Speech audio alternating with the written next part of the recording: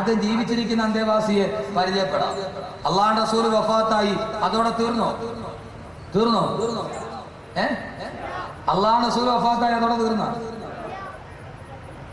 وفي القبر الشريف تراه حيا عليه يسر بها الرسول. അള്ളാഹുവിന്റെ പ്രവാചകൻ റൗള ശരീഫിന്റെ ഉള്ളിൽ ജീവനുള്ള മനുഷ്യൻ കാണുന്നത് പോലെ കണ്ടുകൊണ്ടിരിക്കുകയാണ്. അലൈഹി യുസറു ബിഹർ റസൂലു. മുഅ്മിനീങ്ങൾ ചെയ്യുന്ന സൽക്കർമ്മം കണ്ടിട്ട് അല്ലാഹുവിന്റെ റസൂൽ റൗളയിൽ ഇരുന്ന് പുഞ്ചിരിക്കുമെന്ന് ബഹുമാനപ്പെട്ട ഇബ്നു ഹജർ ഹൈതമി റളിയല്ലാഹു തആല അൻഹു പറയുമ്പോ, ഇബ്നു ഹജർ ഹൈതമി റളിയല്ലാഹു അൻഹു പറയുമ്പോ, എന്റെ പൊന്ന സഹോദരങ്ങളെ, ഹദ്ദാദ് നഗർ ഒരുമിച്ച് കൂടിയ എന്റെ പ്രിയപ്പെട്ട സഹോദരങ്ങളെ, എന്റെ പ്രിയപ്പെട്ട സഹോദരങ്ങളെ, എന്റെ പ്രിയപ്പെട്ട സഹോദരങ്ങളെ, അല്ലാഹുവിന്റെ റസൂൽ ഞാൻ ഹദ്ദാദ് നഗറിൽ ഈ സമയത്ത് ഇവിടെ എത്തിയ ോട് പറയുന്നു, ഈ മഹർ 2012 പ്രവർത്തകരോട് പറയുന്നു, റൗള ശരീഫിൽ ഇരിക്കുന്ന റസൂലുള്ള ചിരിക്കുകയാണ്. എന്റെ അൻസാറുകൾ ചെയ്ത അതേ പ്രവർത്തനം 2012 കാസർഗോഡ് ജില്ലയിലെ ഹദ്ദാദ് നഗറില് കുറെ ആളുകൾ അൻസാറുകൾ ചെയ്ത അതേ പ്രവർത്തനം കണ്ട് ഇത് നിസ്സാര പ്രവർത്തനമല്ല, അല്ലാഹുവിന്റെ റസൂൽ റൗളയിൽ ഇത് കണ്ടുകൊണ്ട് ചിരിക്കുകയാണ്.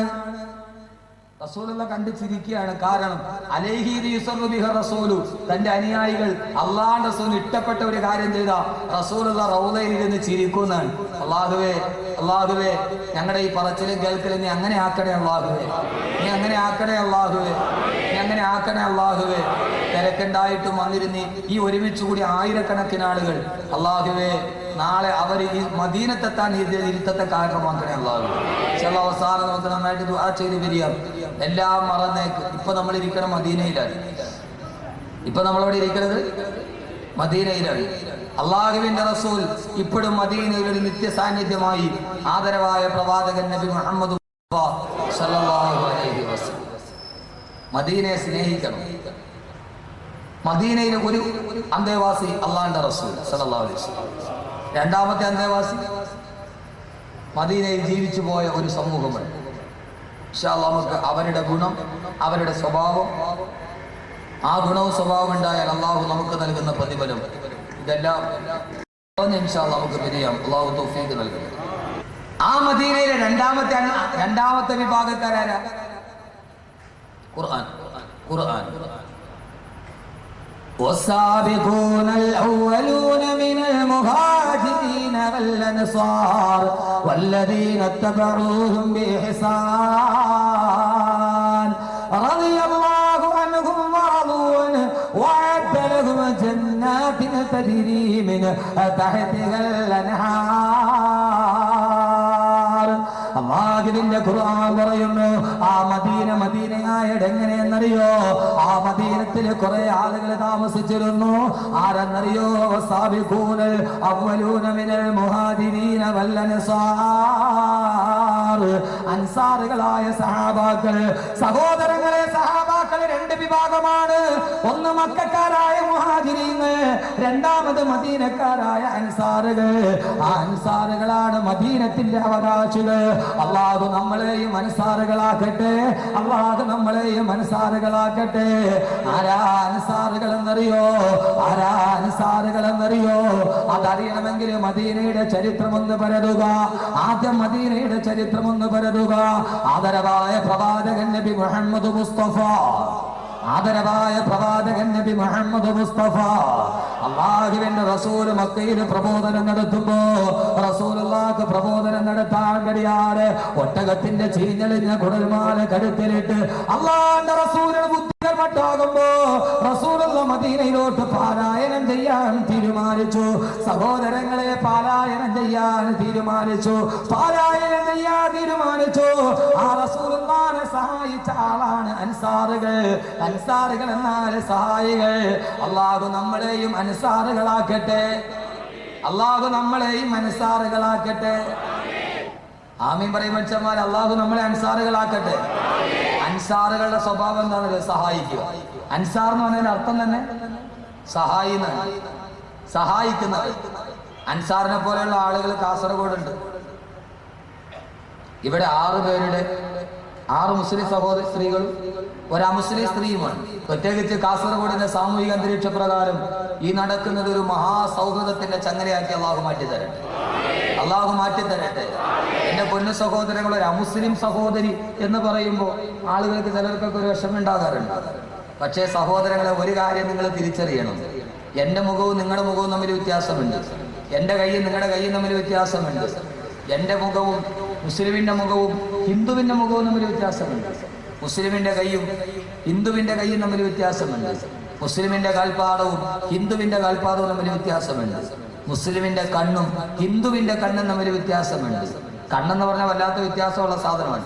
ചാൾസ് ഡാർവിന് പോലും കുരങ്ങിൽ നിന്നാണ് മനുഷ്യരുണ്ടായതെന്ന് ചാൾസ് ഡാർവിനെ പോലും ഉത്തരം മുട്ടിച്ച മനുഷ്യ ശരീരത്തിൽ ഒരേ ഒരു അവയവം കണ്ണാണ്. കണ്ണെങ്ങനെ ഉണ്ടായെന്ന് ഡാർവിന് പോലും പറയാൻ കഴിഞ്ഞിട്ടില്ലേ? ഡാർവിന് പോലും ഉത്തരം മുട്ടിപ്പോയി. നമ്മുടെ കണ്ണും ഒരു ഹിന്ദുവിൻ്റെ കണ്ണും തമ്മിൽ വ്യത്യാസമുണ്ട്. പക്ഷേ നമുക്കെല്ലാവർക്കും ഒരു കാര്യത്തിൽ വ്യത്യാസമില്ല, ഒരേപോലെയാണ്. നമ്മുടെ കണ്ണിലൂടെ ഒഴുകുന്ന കണ്ണുനീരും ഹിന്ദുവിൻ്റെ കണ്ണിലൂടെ ഒഴുകുന്ന കണ്ണുനീരും തമ്മിൽ നിറവ്യത്യാസമില്ല, രുചി വ്യത്യാസമില്ല.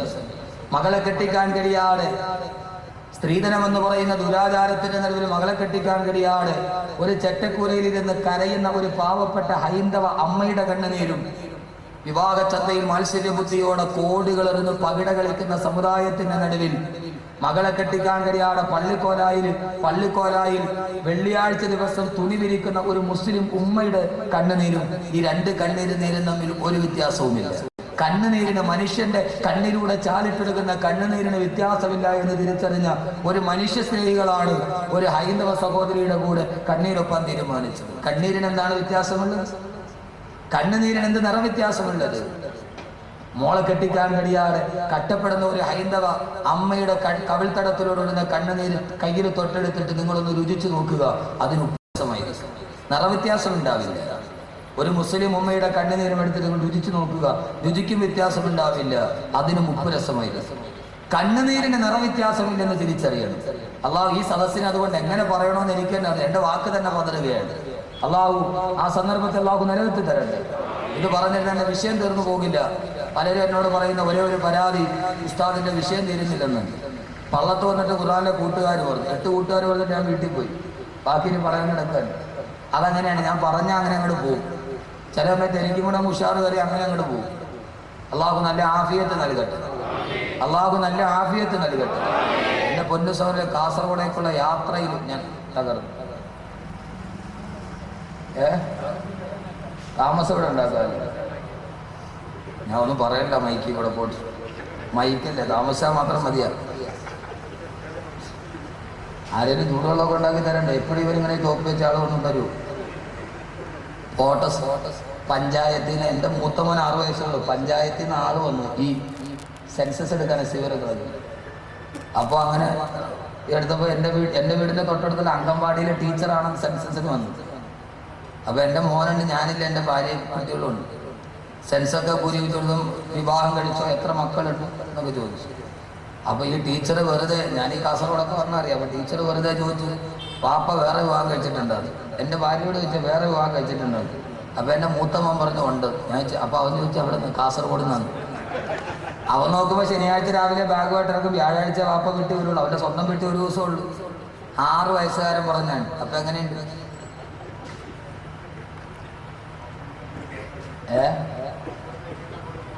വന്നോ പടച്ചോന്നില്ല. അള്ളാഹു ഈ സ്നേഹം നിലനിർത്തി തരട്ടെ. എന്നിവിടെ നിത്യമായിട്ട് താമസിച്ചാൽ അതോടെ സ്നേഹം പോകും. വല്ലപ്പോഴൊക്കെ വന്നുകൊണ്ടാണ് സ്നേഹം നിലനിൽക്കുന്നത്. അള്ളാഹു നിലനിർത്തി തരട്ടെ. അള്ളാഹു നിലനിർത്തി തരട്ടെ. ധാരാളം സഹോദരങ്ങൾ ദുആ കൊണ്ട് വസിയത്തുണ്ട്. അവസാനം നമുക്ക് ദുആ ചെയ്യും, അള്ളാഹു സ്വീകരിക്കട്ടെ. അതുകൊണ്ട് അൻസാറുകൾ ഉണ്ടാവണം. അൻസാറുകളുടെ സ്വഭാവമുള്ള ഒരു കൊച്ചു പെൺകുട്ടി കാസർഗോഡ് ജീവിച്ചിരിപ്പുണ്ട്, നിങ്ങൾക്കറിയോ? അൻസാറുകളുടെ സ്വഭാവമുള്ള ഒരു കൊച്ചു പെൺകുട്ടി കാസർഗോഡ് ജീവിച്ചിരിപ്പുണ്ട്, നിങ്ങൾക്കറിയോ? ഇല്ല. കാസർഗോഡ് ജില്ലയിലെ ചെർക്കള അറിയോ? ചെർക്കളയിൽ ഒരു മുഹമ്മദ് യു പി സ്കൂളുണ്ട്, ചെർക്കള പഞ്ചായത്തിൽ, അറിയോ? ആ മുഹമ്മദ് യു പി സ്കൂളിൽ 7ാം ക്ലാസ്സിൽ പഠിച്ച ഹരിത എസ്പനോവ എന്ന് പറയുന്നൊരു കുട്ടിയുണ്ട്.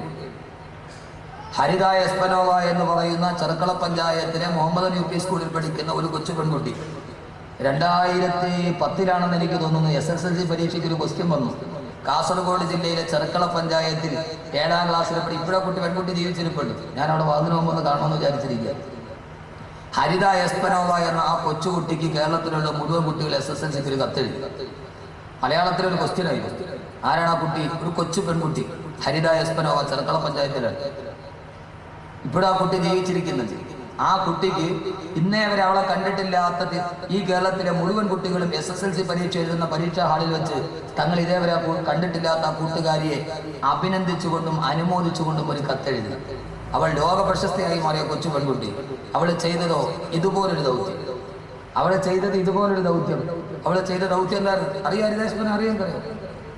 പടച്ചോല തിരുവനന്തപുരം ജില്ല കിടക്കണ എനിക്കില്ല. ഞാൻ കാസർഗോഡ് വരുന്നതിനും ഈ കാര്യം ഞാൻ ധാരാളം സ്റ്റേജിൽ പ്രസംഗിച്ചിട്ടുണ്ട്. അറിയില്ല കുട്ടിയെ? ഇൻഷാ അല്ലാഹ് അവസാനം വരെ എനിക്ക് 10 സലാത്തിന് വേണ്ടി ഞാൻ പറഞ്ഞുതരാം കുട്ടി.